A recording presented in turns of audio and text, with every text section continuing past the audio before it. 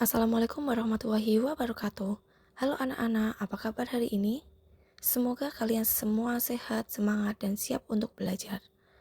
Pada pembelajaran kali ini, kita akan belajar matematika kelas 4 dengan materi diagram batang. Materi ini akan membantu kalian memahami cara menyajikan dan membaca data dengan mudah. Yuk kita mulai pembelajarannya.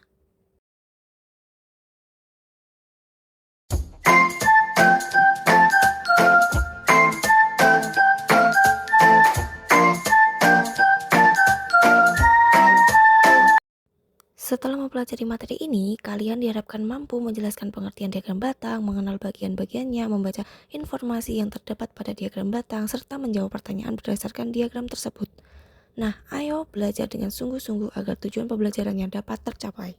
Diagram batang adalah salah satu cara menyajikan data menggunakan batang berbentuk persegi panjang.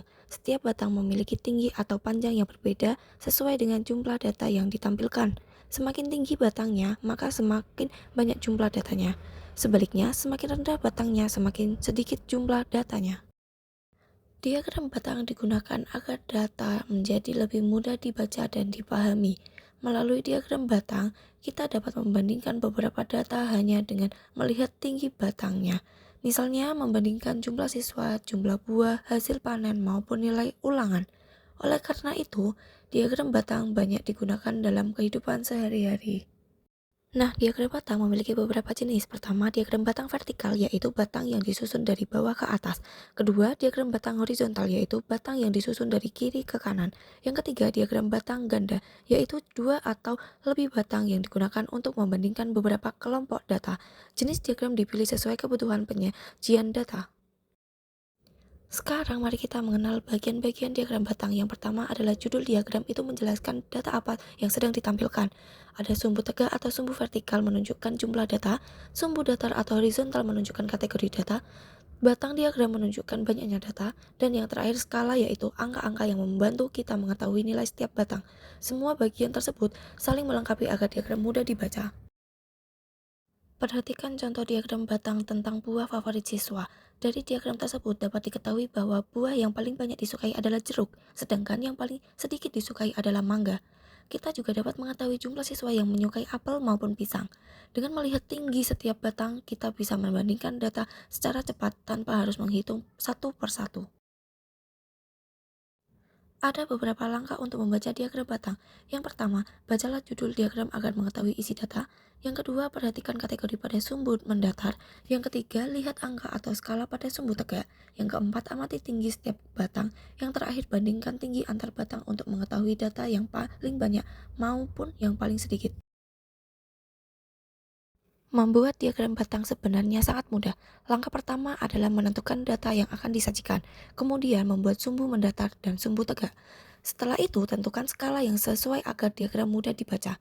Selanjutnya, menggambar batang sesuai jumlah data, dan yang terakhir, memberikan judul diagram agar pembaca mengetahui isi data tersebut.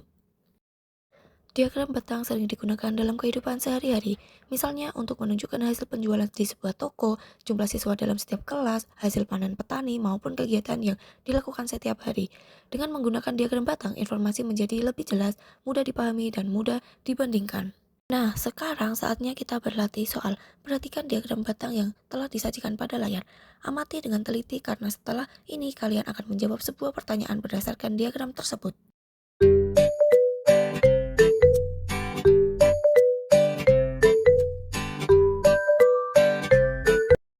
Bacalah pertanyaan berikut dengan seksama.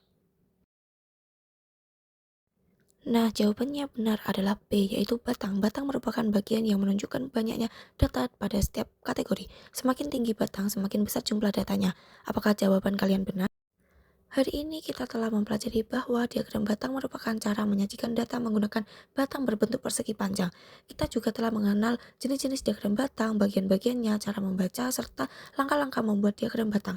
Semoga setelah pelajaran materi ini kalian semakin mudah memahami data yang disajikan dalam bentuk diagram batang. Alhamdulillah pembelajaran hari ini telah selesai. Terima kasih atas semangat kalian dalam mengikuti pembelajaran tentang diagram batang. Jangan lupa untuk terus belajar dan berlatih agar semakin mahir dalam memahami berbagai penyajian data. Sampai jumpa pada pembelajaran berikutnya. Wassalamualaikum warahmatullahi wabarakatuh.